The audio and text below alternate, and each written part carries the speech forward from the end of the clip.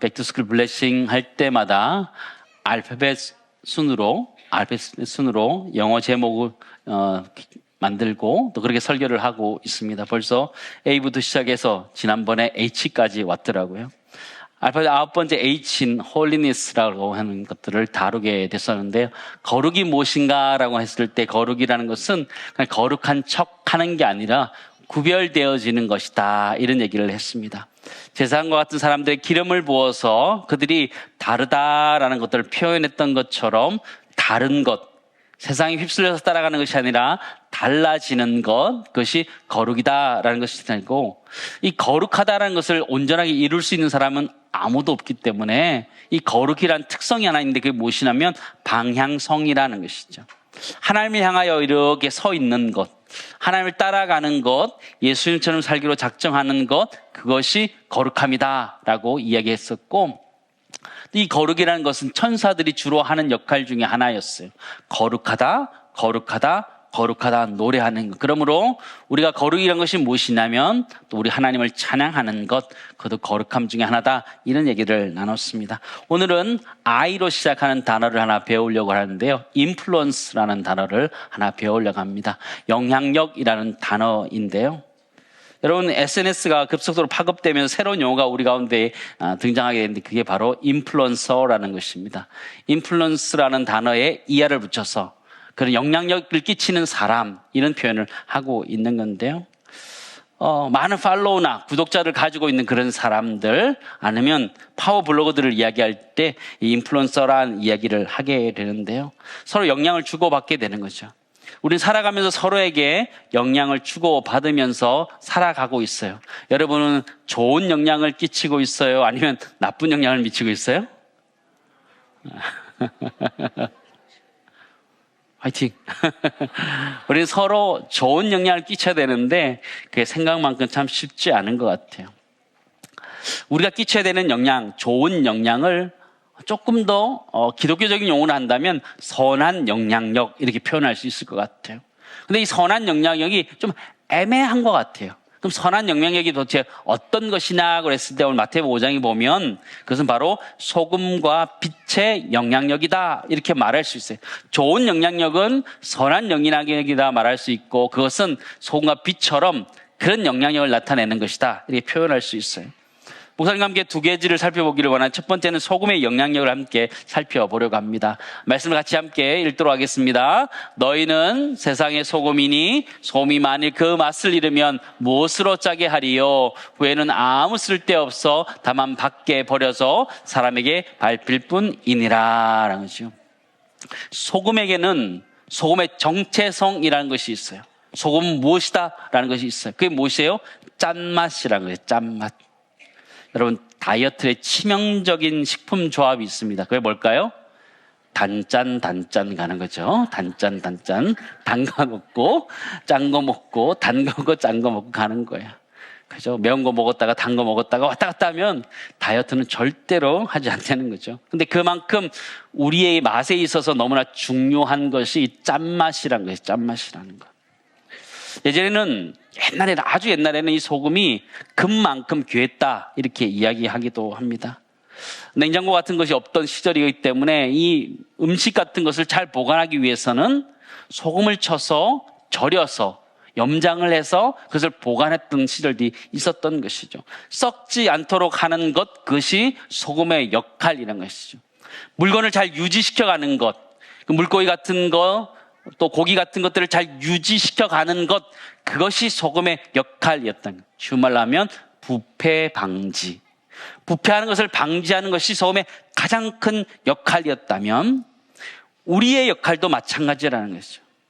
우리를 향해서 너희는 세상의 소금이다 그랬을 때에 우리의 정체성은 무엇이냐? 세상이 썩지 않도록 방지하는 것이 우리가 해야 되는 역할이에요. 그러나 세상은 점점점 썩어져 가고 있어요. 그러나 가만히 돌아보면 세상이 썩어져 가는 것이 아니라 세상 속에 있는 사람들, 우리를 포함한 우리들이 점점 썩어져 가고 있다라고 말할 수 있는 거예요. 그 책임이 누구에게 있느냐? 우리 그리스도인들에게 있다는 거예요. 너희는 세상의 소금이다 말씀하셨기 때문에. 대표적인 세상에 썩어져가는 가장 큰 모습을 성경에서 보여줄 때는 소돔과 고모라를 이야기합니다. 소돔과 고모라는 음란과 동성애를 위치한 죄악들로 하나님으로부터 심판을 받았습니다. 창세기 19장 24절 25절 말씀 보실까요? 같이 읽습니다. 여호와께서 하늘 곧 여호와께로부터 유황과 불을 소돔과 고모라에 비같이 내리사 그 성들과 온 들과 모든 백성과 땅에 난 것을 다 엎어 멸하셨더라 그랬죠.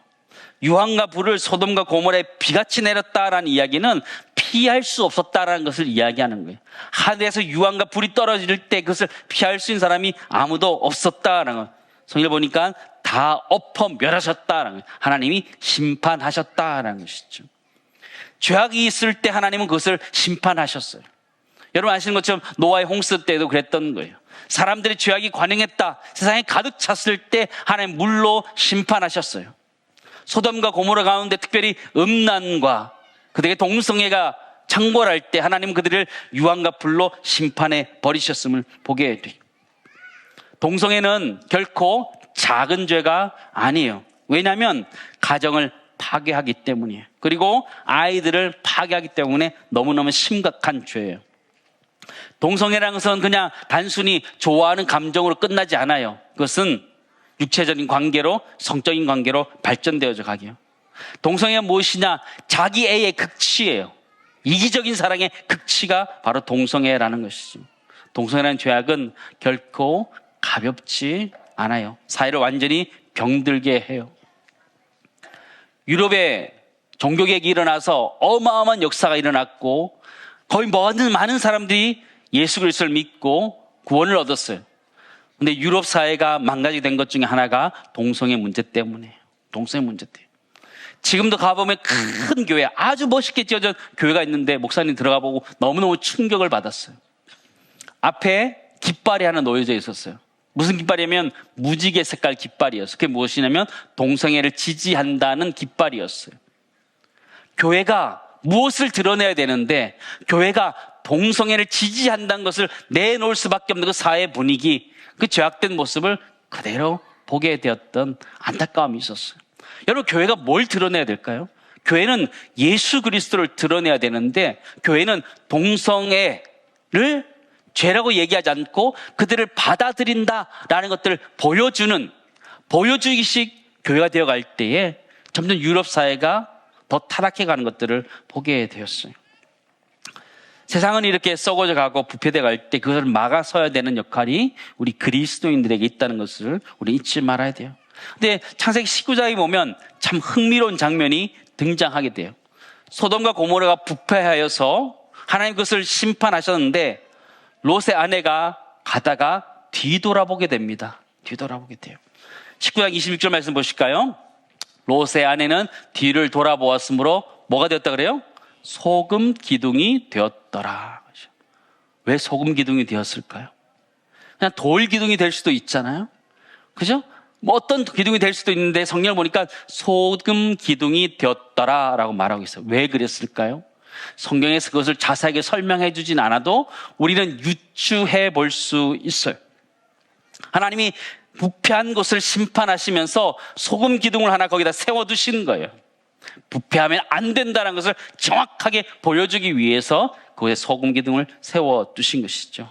사랑하는 우리 백투스쿨 블레싱에 나오는 우리 주일학교 학생들과 우리 성도 여러분, 세상은 부패하에 가고 있습니다. 아니 더 근원적으로 우리 자신이 부패해 가고 있습니다. 그러나 그것을 방지해야 되는 소금의 역할이 우리들에게 있다는 것을 기억하면서 그 역할을 감당해가는 은혜가 우리 모두 있기를 간절히 소망합니다. 한번 따라하겠습니다. 우리 그리스도인들은 세상의 소금입니다. 여러분, 소금의 가장 중요한 역할이 뭐라고요? 부패를 방지시키는 것. 세상이 더러워가는 것, 죄악 가운데 있는 것을 방지하는 것, 그만 타락할 수 있도록 막아서는 것, 그것이 우리 그리스도인들의 역할이다라는 것들을 여러분 잊지 않았으면 좋겠습니다. 두 번째, 빛의 역할이라는 것이 있습니다. 같이 읽도록 하겠습니다. 너희는 세상의 빛이라 산 위에 있는 동네가 숨겨지지 못할 것이요. 여러분, 빛의 역할이라는 것은 무엇이냐면 어둠을 물리치는 것, 그것이 빛의 역할인 거예요. 14절에 보니까 동네가 숨겨지지 못할 것이다. 빛의 영향력 때문에 어둠이 물러가게 된다 말하는 것이죠. 때로는 우리는 인생을 살아가면서 그냥 조용하게 살고 싶어요. 내가 돈 많이 벌고 행복하게 살면서 나만 잘 살고 싶어요. 근데 주님은 그걸 원하지 않아요. 우리가 잘 사는 것 그랬으면 좋겠지만 그냥 조용하게 혼자 잘 사는 것 하나님 원하지 않아요. 하나님 우리에게 영향력을 끼치면서 살라 말씀하시는 거예요. 너네 빛이다 말씀하시는 거예요. 너는 세상의 빛이라 말씀하시면서 어둠을 비춰야 된다 우리가 말씀하시는 거예요. 여러분 살아가면서 나는 그냥 조용히 살고 싶다? 아니요. 그렇게 살 수 없어요. 그렇게 살면 안 돼요. 성경이 그렇게 가르쳐주지 않기 때문에. 우린 조용히 사는 것이 아니라 세상에 영향력을 끼치면서 살아가야 돼요. 어두워진 것들을 비추면서 그것이 어둡다라고 말하고 그게 아니다라고 말할 수 있는 것이 우리 그리스도인이 되어야 되는 것이죠. 예수님께서 우리를 향해 세상의 빛이다. 세상에는 빛이 필요해요. 진짜 빛은 뭐예요? 예수 그리스도가 이 세상 가운데 비춰질 때에 세상 사람들이 세상의 진리들을 깨닫게 되는 것이죠. 그 빛이 닿으면 진리를 깨닫게 되고 바뀌게 되는 거, 더 밝아지는 것이죠. 우리가 살아가는 이 세상이 더 좋아져야 되는 것이죠. 그리스도인들이 많아지면 많아질수록 훨씬 더 세상이 좋아져야 되는 거예요. 이번 주에 우리 전임 목사님들과 함께 4박 6일 일정으로 수련회를 다녀왔습니다. 필리핀 화랑원정대 갔던 그곳을 같이 다녀왔습니다. 그 교회도 가보고 땅밟기도 같이 하고 했습니다. 거기 섬기시는 선교사님이 이렇게 얘기하더라고요. 거룩한 사람들이 와서 이 땅을 밟아주기만 해도 역사가 일어난다 이렇게 일어났다 이렇게 얘기하시는 거예요. 신학적으로 맞느냐? 잘 모르겠어요. 그러나 믿음의 고백이기도 해요. 성경에 보면 내가 밟는 땅을 너에게 주겠다 말씀하셨기 때문에 목사님과 함께 그 지역을 걸고 그 지역을 걸었어요. 하나님이 그 지역 가운데 역사하기 시작하셨어요. 교회를 하나씩 세우게 되셨어요. 지금은 그곳에 4개의 교회를 세우기 위해서 목사님이 기도하고 있다 이렇게 이야기하더라고요. 근데 그 교회가 세워짐으로 알미암아 그곳이 점점점 변화되기 시작하는 거예요. 변화되기 시작하는 거예요. 아무런 희망이 없던 그들 가운데 희망이 생겨나고 변화되어져 가고 좋아지게 되는 것이죠. 빈민가에 그 수상가옥이 있는데 거기 불이 났어요. 사람들이 참 많이 도망가고 다 하고 많은 것들이 무너졌어요. 그런데 참 신기한 게 뭐냐면 그 불이 교회 앞에서 딱 끊어진 거예요. 딱 멈춰서게 된 거예요. 기적이죠. 하나님 놀라운 역사라고 볼 수 있는 것이죠. 그 교회가 들어서면서 그 지역이 조금씩 바뀌어가기 시작하는 그게 빛의 역할인 것이죠. 교회가 있는 곳이 점점 좋아져야 되는 것이죠. 여러분 있는 곳이 점점 좋아져야 되는 것, 그것이 빛의 사명이라는 것을 잊지 않았으면 좋겠습니다. 사랑하는 우리 다음 세대와 우리 작년 세대 여러분, 우리가 있는 학교, 사회는 우리 때문에 더 밝아져야 되는 줄 믿습니다. 더 좋아져야 되는 것이죠. 내가 있는데 점점 안 좋아진다. 그것은 내가 역할을 지금 하고 있지 못하기 때문이에요.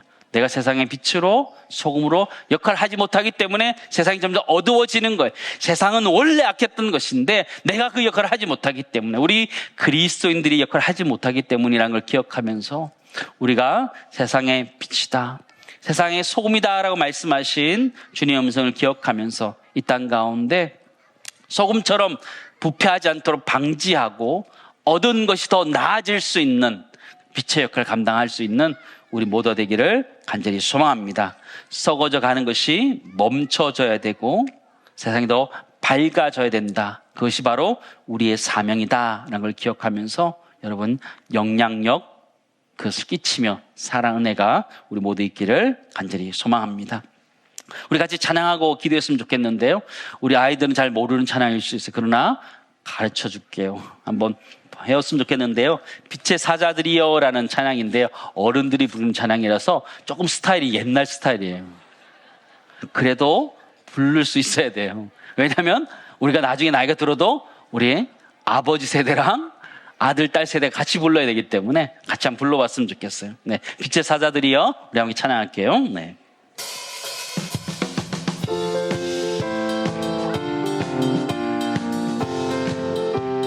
빛의 사자들이여 빛의 사자들이여 어서 가서 어둠을 물리치고 주의 진리 모르는 백성에게 복음의 빛 비춰라.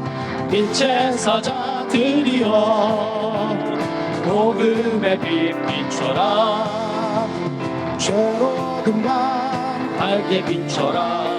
빛의 사자 선한 사역 위하여 선한 사역 위하여 힘을 내라. 주 함께 하시겠네. 주의 뜻인 사랑을 전파하여 복음의 빛 비춰라. 빛의 사자들이여 복음의 빛 비춰라. 죄로운 맘 밝게 비춰라. 동서남북 어디나 땅끝까지 서남북 어디나 땅끝까지 주님만 의지하고 눈 어두워 못 보는 백성에게 복음의 빛 비춰라. 빛의 사자들이여 복음의 빛 비춰라. 죄로운 맘 밝게 비춰라. 빛의 사자들이여. 약간 옛날 스타일 같지, 그지? 그래도 엇박자 이런 거 하나도 없어. 정박자로 다 부를 수 있기 때문에 노래가 어렵잖아요. 어르신들은 우리 목사님의 할머니 때, 할아버지 때부터 이 찬양 불렀어요. 이 찬양 부르면서 세상에 빛이 되기를 원하셨어요. 지금까지 그렇게 살기를 애썼어요. 어떻게 보면 우리 할아버지, 아버지 세대가 신앙생활 할 때가 훨씬 세상의 빛과 소금처럼 역할을 많이 했어요.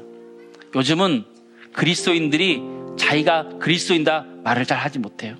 자신이 빛인데 빛의 역할을 잘 안 하려고 해요. 쑥스럽기도 하고 내가 잘 살지 못하기 때문에. 그러나 그렇지 않아요. 내가 빛으로, 내가 소금의 역할을 감당해야 되거든요. 두 가지 함께 기도합시다. 두 가지 기도할 때 첫 번째는 하나님 소금의 사명을 허락해 달라고. 세상이 썩어가는 것을 방지할 수 있는 역할 우리 그리스도인들이 감당하게 달라고 첫 번째 기도하시고, 두 번째는 빛의 사명을 감당하게 달라고. 세상에 어두운 것을 비춰서 그것이 점점 나아질 수 있는, 좋아질 수 있는 그런 사명 감당하게 달라고 함께 합심해서 기도드리겠습니다.